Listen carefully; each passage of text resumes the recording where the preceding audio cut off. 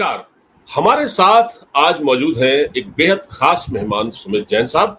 सुमित जैन साहब एक political expert हैं।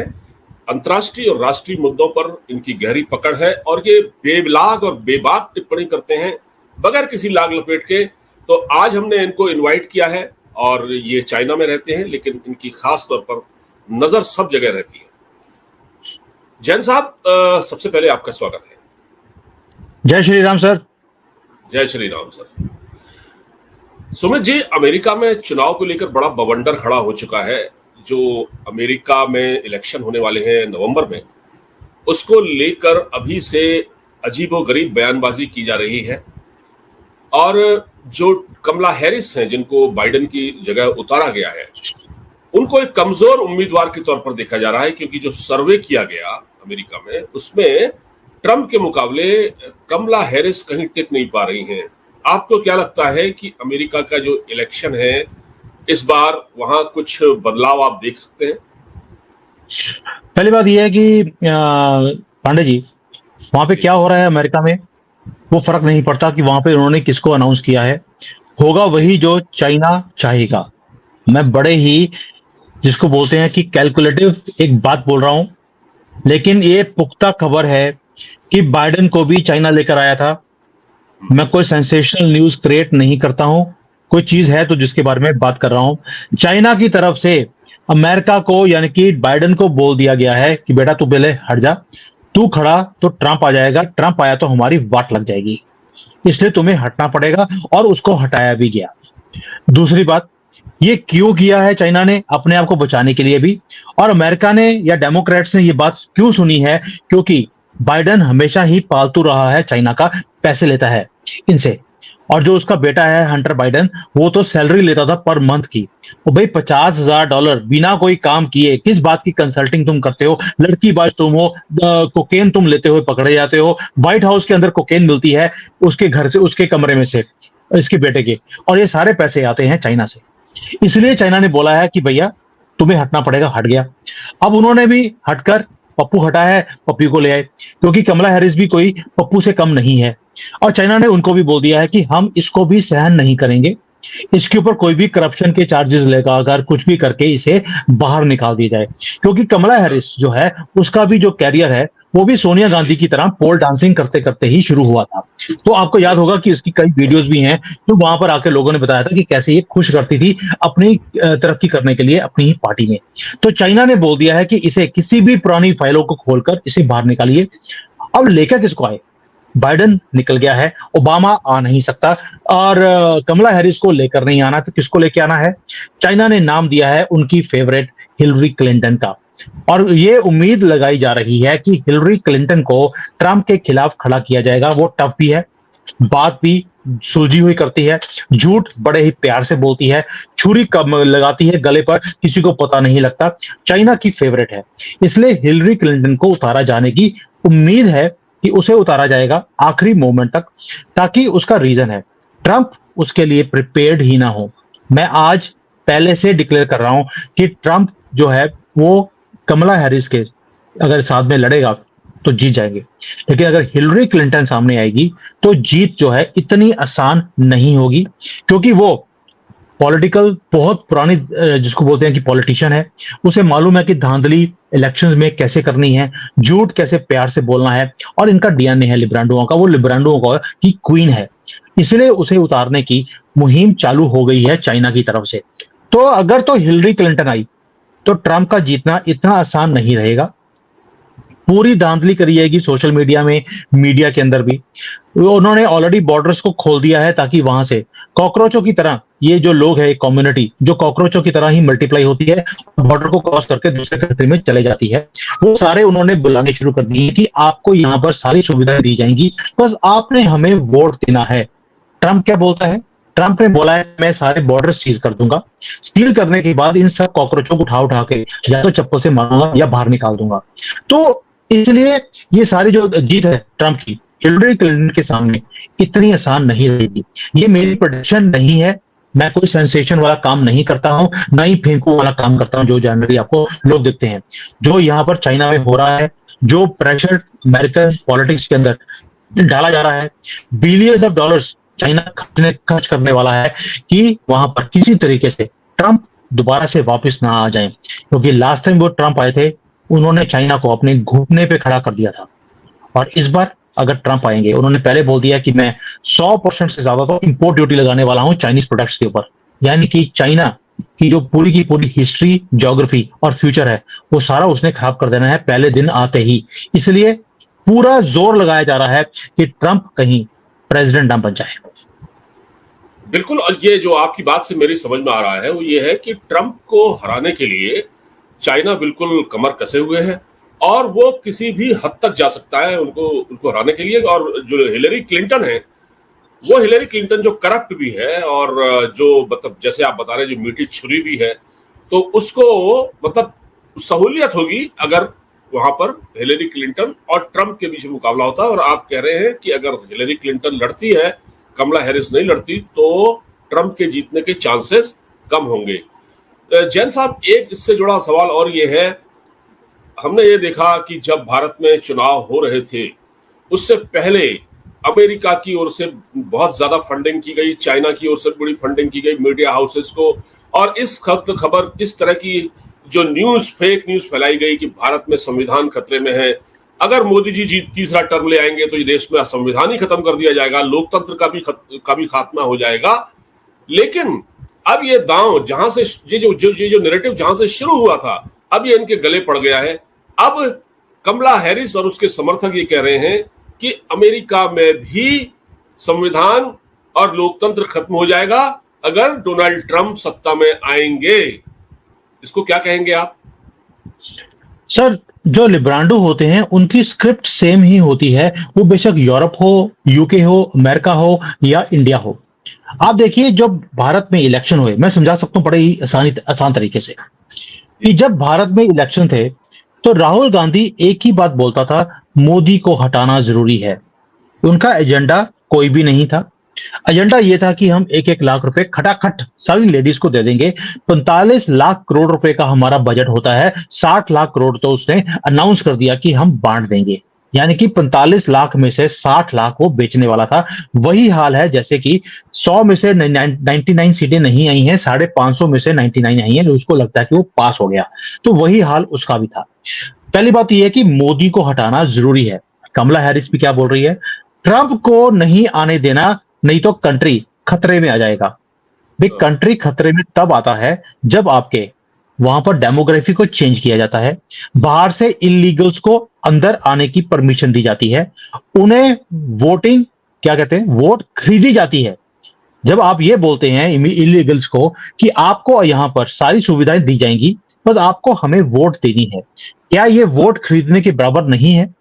तो आज अगर कॉन्स्टिट्यूशन या कंट्री को बेचा जा रहा है, वो भारत में भी बेचा जा रहा है। ममता बनर्जी ओपनली बोलती हैं कि मैं वहां से जितने भी रेफ्यूजीज आएंगे उनको मैं शरण दे दूंगी। लेकिन जब सीएए के ऊपर हमने लागू किया था तो उसने बोला था, मैं हिंदुओं को कभी भी यहां पर शरण नहीं दे सकती, इनकी नागरिकता को मैं एक्सेप्ट नहीं करती हूं। जब आपने ये चीज बोल दी है और मुसलमानों को बोल दिया कि कॉकरोचों की तरफ आते हैं, यहां पर आकर आप बच जाइए, जब आपने ये बोलना शुरू कर दिया, तो ये कॉन्स्टिट्यूशन की हत्या ही है, देश की हत्या भी है, और हमारी सॉवरेनिटी के ऊपर एक दाग भी है। वही काम कमला हैरिस भी वहां पर कर रही है। और यही एटलीस्ट मुझे एक बात की खुशी है कि वहां पर उन्होंने लाल रंग का कॉन्स्टिट्यूशन नहीं दिखाया, क्योंकि लिब्रांडो जो एक चीज कॉपी करते हैं सब जगह पे वही कॉपी कर लेते हैं। भारत का कॉन्स्टिट्यूशन नीले रंग का था, इन्होंने लाल दिखाना शुरू कर दिया क्योंकि चाइना से बनकर आया था। तो कमला हैरिस ने देख लिया कि जो पप्पू गलतियां कर रहा है, हमें वो गलती नहीं करनी चाहिए, उन्होंने नीले रंग का कॉन्स्टिट्यूशन दिखाना शुरू कर दिया। चलो, कहीं तो कुछ ठीक किया इन्होंने।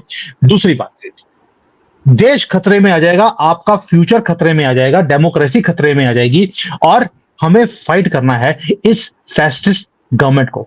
यही चीजें आपने भारत में सुनी, यही चीजें आप कमला हैरिस की तरफ से सुनते हैं, यानी कि लिब्रांडो की सेम कॉपी पेस्ट की हुई एक स्क्रिप्ट आपको दिखाई देती है। तीसरा, ये आखिरी चुनाव होगा, अगर मोदी जी जीत गए तो ये देश का आखिरी चुनाव होगा, इसके बाद देश बचेगा ही नहीं, देश में आग लग जाएगी। ये राहुल गांधी ने बोला था। कमला हैरिस ने भी ये बोलना शुरू कर दिया, ये हमारी लाइफ का सबसे महत्वपूर्ण ये इलेक्शन होगा, अगर ट्रंप आया तो ये कंट्री नहीं बचेगा। ये भी बोल दिया गया है कमला हैरिस की तरफ से। यानी कि कोई भी स्क्रिप्ट में फर्क नहीं है। साथ में क्या बोल दिया, हमारा जो फूड किड्स का फ्यूचर है बड़ा सिक्योर है, हम मेडिकेयर जो है अफोर्डेबल यहाँ पर लेकर आएंगे, या जो अफोर्डेबल मेडिकेयर है हमने ऑलरेडी दे दिया है। दुनिया में सबसे महंगा मेडिकेयर जो है वो अमेरिका के अंदर मिलता है। इंश्योरेंस सबसे ज्यादा महंगी अगर है वो अमेरिका के अंदर है। वहां पर हायर वेजेस की बात करते हैं कि हम देंगे लोगों को, लेकिन जैसे पप्पू ने बोला था ना 1-1 लाख रुपए सबको दे देंगे, वही काम सारा कमला हैरिस भी कर रही है। कुछ भी करने वाले नहीं है इन्होंने, सिर्फ ट्रंप को ना आए उसके लिए पूरी मुहिम चालू करी है। और कमला हैरिस हो, बाइडेन हो, ये कितने बिके हुए लोग हैं। जैसे हमारा पप्पू बिका हुआ है चाइना के हाथों में, हमारा मीडिया भी, सॉरी टू से आप भी मीडिया से आते हैं, लेकिन इंडियन मीडिया, मैंने 1 साल पहले वीडियो बनाया था कि चाइना के हाथों में कंप्लीटली बिका हुआ है। उसके 6 महीने के बाद जब ये मुहिम चालू करी गवर्नमेंट ने, तो पता लगा कि कैसे कैसे मीडिया हाउसेस में पैसे दिए गए हैं। न्यूज क्लिक वाला एक घटिया न्यूज़पेपर, उसको 92 करोड़ रुपीस तो उसको मिल गए हैं, जो कि सीधी मनी ट्रेल दिखती है। लेकिन पैसे लेकर उसने सारे नैरेटिव्स को बनाया। अरुणाचल के जो पार्ट है, लद्दाख का पार्ट है, उसे चाइना के पार्ट में दिखाता था न्यूज क्लिक वाला, और हमारे जजेस ने उसे रिहा भी कर दिया कि यार इसकी जो गिरफ्तारी है ना, उसको जो नोटिस दिया था वो कुछ क्लीन नहीं था, क्लियर नहीं था। उसे बताया नहीं गया कि हम तुम्हें पकड़ रहे हैं, बल्कि चोर को पहले बताना पड़ेगा रिटर्न में, उसके अंदर लिखा जाएगा कि तुम्हें हम क्यों पकड़ रहे हैं। वो अगर एक्सेप्ट करेगा तो उसके बाद उसे आप पकड़ सकते हैं। ये हालत है हमारे देश की, और वही काम सेम स्क्रिप्ट अमेरिका में हो रही है आज के डेट पे। जैन साहब, इससे जुड़ी हुई एक और बात कमला हैरिस ने कही है, जो कि देखिए वही मैं जो कहना चाह रहा हूं कि जो भारत में कहा गया ना धार्मिक, यहाँ की वो धार्मिक स्वतंत्रता की भी बात करता है। क्या तो भारत में धार्मिक स्वतंत्रता नहीं है? एक रिपोर्ट भी जारी की थी अमेरिका ने, दुनिया का चौधरी बनता है अपने आप को, दादा बनता है। उसने कहा था कि जैसे अभी लोकतंत्र खतरे में है हमारे यहाँ, जैसे जो हमारे यहाँ भारत के लिए कहा जाता है, ऐसे अमेरिका में अब लोकतंत्र खतरे में है, चुनाव से पहले संविधान खतरे में है।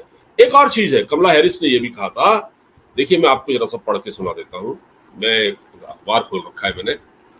उन्होंने कहा था कि ये कहा है, यदि ट्रंप चुनाव जीत गए तो संविधान को खत्म कर देंगे और हम एक स्वतंत्र, करुणा और कानून के शासन में रहना चाहते हैं, या अराजकता, भय और नफरत वाले देश में।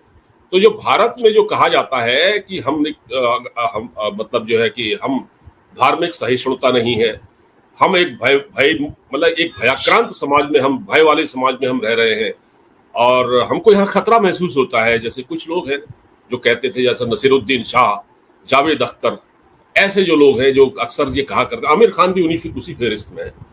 तो यही चीज उन्होंने कही है कि हम भी वही, ठीक जैसे इंडिया में कहते हैं, तो वही चीज वहां हो रहा है। तो वहां भी क्या ये बहुत ज्यादा नफरत और या भय युक्त समाज में लोग रह रहे हैं क्या वहां अमेरिका में? देखिए, पहली बात यह है कि मुझे गुस्सा है भारतीय गवर्नमेंट से कि जब वो आपके लिए ये कुछ बोलते हैं आपने कोई जवाब नहीं दिया। आज वही स्टेटमेंट्स उन्होंने वहां पर देनी शुरू कर दी हैं कि हमारे यहाँ पर संविधान खतरे में है, यहाँ पे कंट्री जो है डिवाइडेड है, डेमोक्रेट्स और रिपब्लिकन्स के बीच में, कंट्री में जो है अराजकता फैलती जा रही है। क्या भारतीय गवर्नमेंट को आज की डेट में एक स्टेटमेंट नहीं देना चाहिए था कि we are closely watching the circumstances in America, और वहां पे जो इलेक्शंस का प्रोसेस है उसे हम बड़े क्लोजली वॉच कर रहे हैं। हम बड़े चिंतित हैं मिनोरिटीज के लिए वहां पर, क्योंकि वो थोड़े से भय में रह रहे हैं।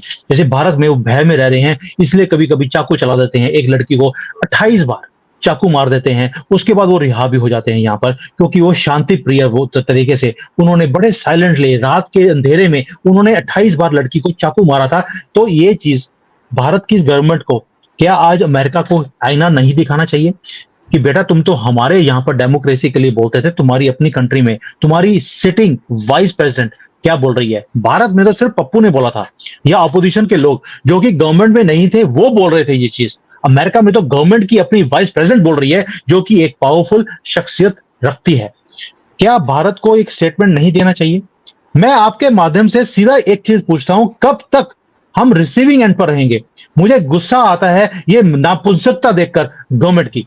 आपको उन्होंने आईना दिखाया, क्या मोदी जी ने नहीं बोला था? मैं उसी भाषा में जवाब देना जानता हूं। अगर आप जवाब देना जानते हैं तो भूल गए क्या? क्या 4 जून के बाद आपको नानी याद आ गई है? जैसे ही आपकी सीटें 350 की बजाय 240 रह गई हैं, आपकी नानी याद आ गई कि आपको जवाब देना ही भूल गया?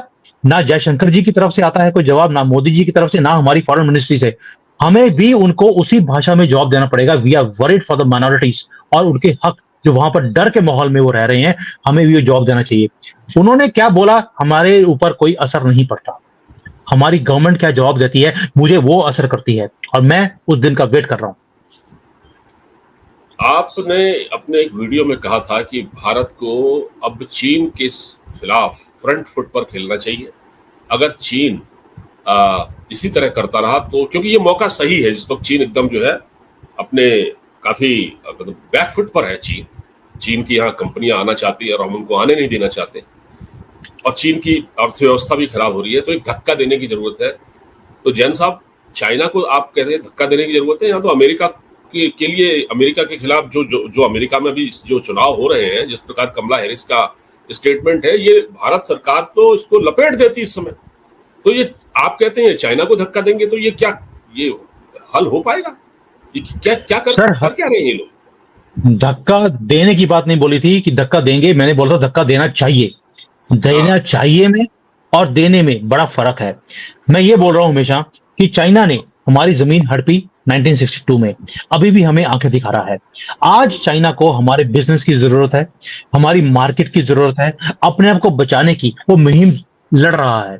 अगर हाँ, इस वक्त आपको फ्रंट फुट पर आकर नहीं खेलना है तो क्या आपको तब खेलना है जब आपकी कंट्री फ्रेजाइल 5 में आ जाएगी? यहाँ पर मुसलमान जो हैं उन्होंने डंडा डांस किया होगा, घर घर में यहाँ पे आग लगी होगी, लड़कियां उठा के लेके जा रहे होंगे। आपकी कंट्री में कोई भी यहाँ पर आना पसंद नहीं करेगा, लोग यहाँ से छोड़ छोड़कर भागते जा रहेंगे। तब आप नेगोशिएट करेंगे? अगर आपको इस वक्त नेगोशिएट नहीं करना, आपने 28 मीटिंग्स कर ली चाइना के साथ कि भैया क्या बोल रहे हैं आप प्लीज थोड़ा सा बॉर्डर से पीछे हट जाइए, प्री 2020 के लेवल पर चले जाइए। क्या चाइना आपकी बात सुन लेगा? आपको चाइना को उसी की भाषा में जवाब देना पड़ेगा जो इसको समझ आती है। आपको बोलना पड़ेगा, आपको प्री 1962 का जो लेवल था वहां पर आपको पीछे हटना पड़ेगा, यानी कि आपको अक्साई चीन छोड़ना पड़ेगा। अरुणाचल की जो जगह आपने कब्जा की हुई है वो आपको छोड़नी पड़ेगी। आपको 10-20 किलोमीटर पीछे जाना पड़ेगा। जब तक आप ये लैंग्वेज यूज नहीं करेंगे, चाइना नहीं सुधरने वाला, ना ही वो अपने स्टैंड को चेंज करने वाला है। आप प्यार से बात करेंगे तो वही होगा जो अभी हो रहा है। 28 मीटिंग हो चुकी हैं, हंसते हैं आपके ऊपर वो कि यार ये हिंदुओं की वीक गवर्नमेंट, ये सिर्फ बात कर सकती है, एक्शन नहीं ले सकती। भाई आज की डेट में मेरे एक पाकिस्तानी हैं, उनके साथ शो हो रहा था कि कारगिल में हमारे कुछ लोगों ने मिस कैलकुलेशन कर लिया था और हमने कारगिल कर लिया था। मेरा आंसर था उनको, आपकी मिस कैलकुलेशन नहीं थी, आपने सोचा था हम यहां पर पहाड़ियों को कब्जा कर लेंगे, फिर इंडियन गवर्नमेंट के साथ दिल्ली में बैठकर हम नेगोशिएट करेंगे कि भाई ये पहाड़ियां अगर छोड़नी है, ये ऊंची वाली पहाड़ियां, तो या तो हमें जो ग्लेशियर्स हमने लिए थे उसको छोड़ दीजिए, या कश्मीर का कुछ पार्ट हमें दे दीजिए। ये आपका प्लानिंग था। लेकिन वाजपेयी जी थे, उन्होंने घुस के मारा आपको, और आपके इतने सैनिकों को मारा कि आप उनकी लाशें भी लेके लेना पसंद नहीं किया आपने। तो ये आपकी मिस कैलकुलेशन नहीं थी। कैलकुलेशन मिस ऐसे हो गई कि हमने जवाब दिया उसी भाषा में जो आपको समझ आती है। जब तक आप उसी भाषा में जवाब नहीं देंगे पांडे जी, तब तक दुनिया आपको सलाम नहीं करेगी। पाकिस्तान ने आपको सलाम करना तभी शुरू किया था जब आपने 2 बार घुस के मारा था, और नोबेल प्राइज भी तभी मिलता है जब आप कोई युद्ध लड़ते हैं और युद्ध छेड़ते हैं और जीतते भी हैं। ओबामा को नोबेल प्राइज तब मिला गया जब उसने सीरिया में आईसिस को खड़ा किया, फिर सीरिया को बोम्बार्ड किया, अफगानिस्तान को बोम्बार्ड किया, लेबनान को बोम्बार्ड किया, तो नोबेल प्राइज मिला है। नोबेल काम आज की डेट में रामचंद्र बनने से नहीं मिलते हैं, युद्ध करने से मिलते हैं। और जब तक आप एक स्ट्रॉन्ग स्टेप नहीं लेंगे, दुनिया आज एंटी चाइना की एक सेंटिमेंट से गुजर रही है। अगर आपने अभी फ्रंट फुट पे नहीं खेलना, अभी भी बैक फुट पर रहना है, फिर आपको जिताना तीसरी बार, ये शायद हमारी गलती थी। तो जैन साहब, बहुत आपने गहरी बातें कही हैं, और निश्चित रूप से भारत सरकार इस बात को समझेगी। चाइना का जहां तक सवाल है, लेकिन अभी हमारा जो टॉपिक था अमेरिका था, तो अमेरिका में जो प्रेसिडेंशियल इलेक्शन होने वाले हैं, इस पर भी हमारी नजर है। देखते हैं कि वहां संविधान कब तक खतरे में रहता है, कब तक वहां लोकतंत्र की हत्या की जाती है, कब तक वहां वहां जो लोग खतरा महसूस करते हैं रहने में, जैसा कि कमला हैरिस ने कहा। और रही बात पाकिस्तान की, तो पाकिस्तान पर मैं आप सेपरेट अलग से आपसे बातचीत करूंगा। और पाकिस्तान का मुद्दा भी बहुत इम्पोर्टेंट है इस वक्त। पाकिस्तान छटपटा रहा है भारत से बातचीत करने के लिए, लेकिन भारत जो है उसकी नीति स्पष्ट है। जैन साहब, आपने हमारे लिए इतना बहुमूल्य वक्त निकाला, इसके लिए आपका बहुत बहुत धन्यवाद। नमस्कार, जय हिंद। जय हिंद।